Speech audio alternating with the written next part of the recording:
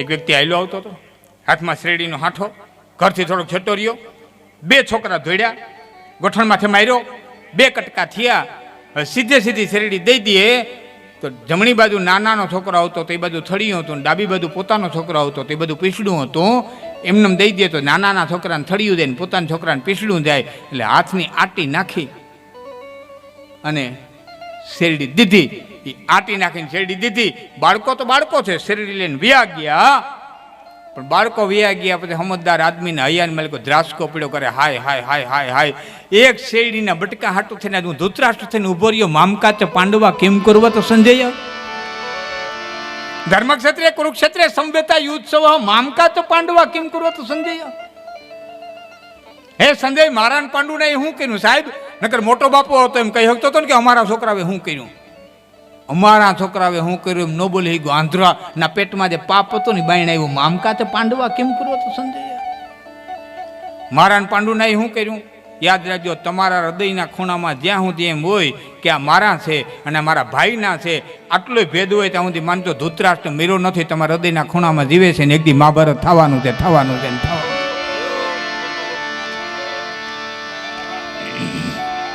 હા, મારો કહેવાનો અર્થ, કાહે કણનું નીપજે અને ખર કેકાણ ન હોય, જાણીપણું જગત દોઈલનું, ધન તો કાલાઉ નહીં હોય, ધન દોલત પૈસો માયા તો વેખલા માણાના ઘરમાં આવે. તો ભાઈઓના પ્રેમ પણ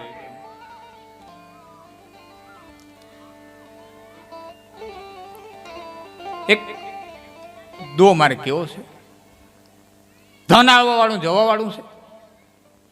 મિત્રો, કોઈને સમયે થપાટ મારી હોય ને તેની કોઈ પટી ન ઉતારતા. હું આખો પ્રસંગ તમને કહેવા માંગુ છું. સુકા સરોવરા અને ઊંચ કુડા એની કરશો ના કંગી કોઈ, આ તો થોડે ઘણે દેહડે પછી ઘીના ઠામુમાં ઘી હોય. સુકા સરોવરા અને ઊંચ કુડા, સરોવર સુકાઈ ગયું હોય, માણે માલિકર વ્યાજ એવા ભરૂંડા પડી ગયા હોય, એ તળાવડાને કોઈ દી એમ ન કહેવું તમે ખાલી થઈ ગયા ને તમારી પાસે કાંઈ નથી. એમ ઊંચા કુળનો આદમી હોય ને સમયની થપાટે ખોરનું પાછું પડ્યું હોય તો એને કોઈ દી એમ ન કહેવું તમે ખાલી થઈ ગયા ને તમારી પાસે કાંઈ નથી. કારણ 5 વર્ષે દુકાળ થાકે, 10 વર્ષે દુકાળ થાકે, તેથી પાણી છે એ પેટે ઢળ્યા ને સરોવરની માલિકો જાય. કોઈ સરોવર પાણીને બોલાવવા ન જાય. એમ સંસ્કારને હાચવી રાખ્યા છે તો સંપત્તિને તો એક દી પેટે ઢળ્યાને આવવું પડશે. સુકા સરોવર અને ઊંચ કુડા એની કરશો ના. જો ચોમાહું આવે ને, ચોમાહું મિત્રો વાદળા ઘેરાય, તારોલિયા દેખાતા બંધ થાય, એનો અર્થ એ નહીં કે નષ્ટ થઈ ગયા. મારી વાત ઉપર ધ્યાન આપજો. બંધ દેખાતા બંધ થયા એનો અર્થ એ નહીં નષ્ટ થઈ ગયા. આવ્યા વાદળા આવે, 5 દી વાદળા આવે. હા, હવે તો આ યુવાન મિત્રોને ખબર નથી. મેં તો જોયું છે બારાડીની પરિસ્થિતિ. બાપ 4 વર્ષે એકાદું સારું આવતું. 74-75 ના માઠા, 87-88 ના દુકાર, પેપડિયું બાફીને ખાતા. હા, તો બધા હવે તો બધા કોઈ વડીલોને પૂછોય પરિસ્થિતિ. એ ખજૂરીઓ લાવતા ને એમાં દાંતડી કરકોલાવીને ઢોરને ખવડાવતા, માલિકોથી રેસા કાઢીને બોયડીની કૂટું કરીને ખવડાવતા. ઇન્દિરાબેને ઘઉં મગાવ્યા હતા, રાતા સણોઠી જેવા, મોઢાઈ રાતા થઈ જતા એવા. એ આ યુવાનોને ન ખબર હોય. એ બારાડીની પરિસ્થિતિ જે વડીલો છે એને ખ્યાલ હશે. કહેવાનો અર્થ એ બધા વાદળા વ્યા ગયા, ઘેરાણા હોય, 5 દી હોય, વ્યા ગયા. હા, બોક્સ સાઈડ નીકળ્યા પછી હોનાની દ્વારિકા થઈ પાછી. હા, બપોરા જામનગર કરે ને વ્યારું કરવા મુંબઈ જાય. જેવી તેવી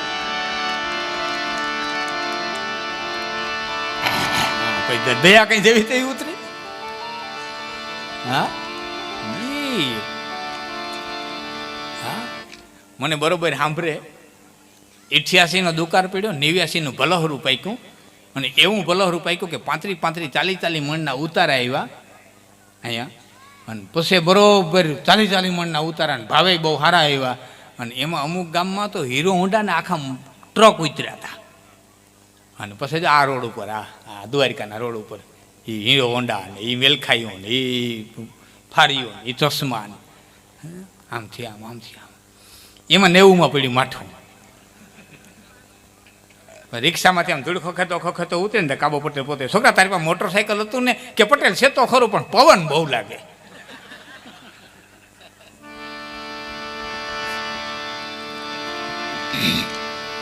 મારો કહેવાનો અર્થ એ વાદળા વયા ગયા સાહેબ, એ ઘેરાઈ ગયા હતા વાદળા. હોય 5 દિવસ આવે વાદળા આવે અને જાય, પણ તારોલિયા નષ્ટ ન થાય.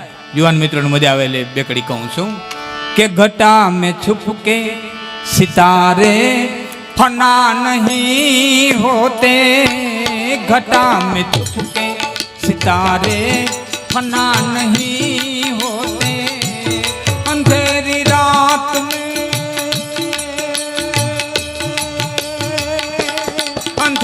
रात में दिल के दिए जलाते दियो, न मुँह छुपाते दियो और न सर झुकाते दियो, न मुँह छुपाते दियो और न सर झुकाते दियो. गमों का दौर भी आए तो मुस्कुराते दियो, न मुँह छुपाते दियो और न सर झुकाते दियो.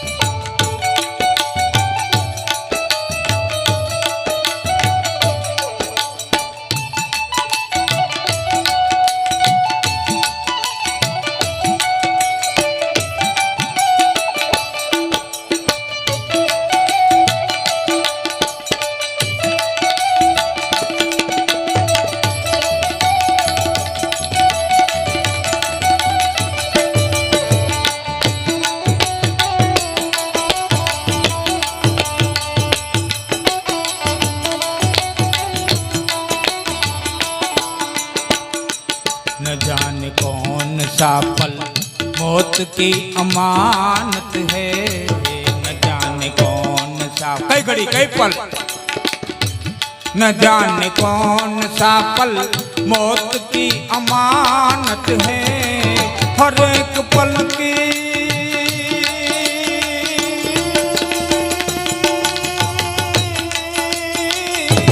हर एक पल की खुशी को गले लगा के दियो, छुपाते दियो और न सर झुकाते दियो.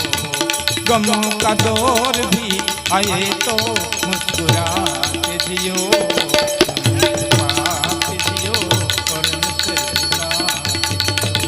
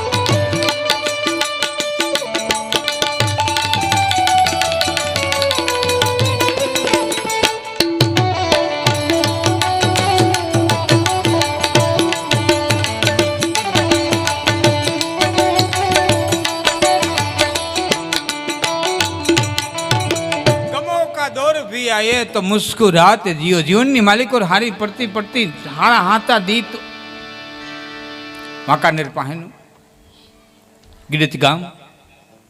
હું તમને બહુ પૌરાણિક વાતમાં નથી લઈ જતો, 2001માં બનેલી સત્ય ઘટના તમને કહું. અને ગીડત ગામની ધરતી માથે અડીખમ આયરને આંગણે બે દીકરીઓના લગ્ન, અને 2 ભાણેજો પણીમાં આવે. અને એમાં દીકરીએ કે કામ સોંપ્યું, અને ભાઈ નામ દિનેશ હતું, અને એ પોતે વાંકાનેર જતો હતો કંઈક લેવા માટે થઈ, અને એ ગામનો એક જુવાન નીકળ્યા મોટરસાયકલ લઈને. એમાં કુદરતને કરવું અને ખટારા કે બમ્ફરની હટફેટે આવ્યા, અને એ 2 લાશો ઢર્યું. પોલીસ ખાતું આવ્યું, પીએસઆઈ એવા ઓળખી ગયા, ઓહો આ તો આયર રતાભાઈ ને દીકરો, આને ઘેર તો લગ્ન છે. બે પોલીસ વાળાને ઉભા રાખીને કીધું કાંઈ ઉભા રહીજો, હું હમણાં આવું. એ સીધે સીધી જીપ ગીરીત લઈ આવ્યા. અહીં હકડે ઠટ દાયરો બેઠેલો, મારી પાસે ફોટા છે. એ દાયરાના ઘણા પરિચય મારામાં ઘણા બધા પરિચય હજી એ જીવના એમાં બે દાયરામાં બેહવા વાળા જીવે છે વ્યક્તિઓ. રતાભાઈને છેલ્લે બોલાવ્યા, છેટા આખો દાયરો શાંત થઈ ગયો. ખાતું શું આવ્યું છે? રતાભાઈ ઉઠી અને ગયા.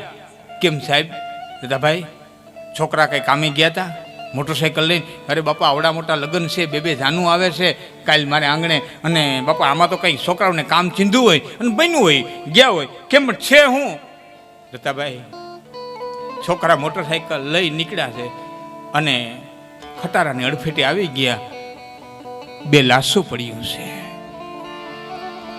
અને રતાભાઈ હોનારાએ તે એટલું કીધું, સાહેબ આ વાત તું જાણ, હું જાણું, છઠેકાને ન જ આવી જોઈએ.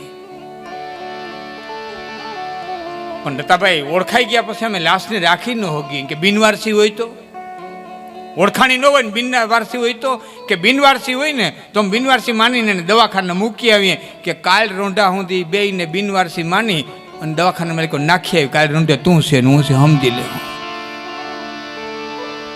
છાતી માથે પાણો રાખીને આયર આવ્યો, દાયરો બેઠો તો.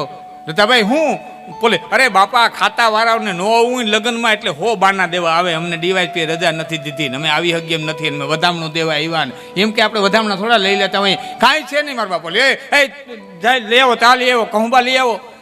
સાહેબ સવારે બે જાનું આવ્યું. રતોભાઈ ભાવ દેવા નીકળ્યા. હવને બટકાના ભાવ દે છે. એમાં તમે ETV ગુજરાતી ઉપર સાંભળી છે મારી લોકવાર્તા રામ ડાંગરની, જેણે માથાનું દાન દીધું તે 81 ચારણને, રામ બાપા ગાગિયા જેવી જ ઘટના.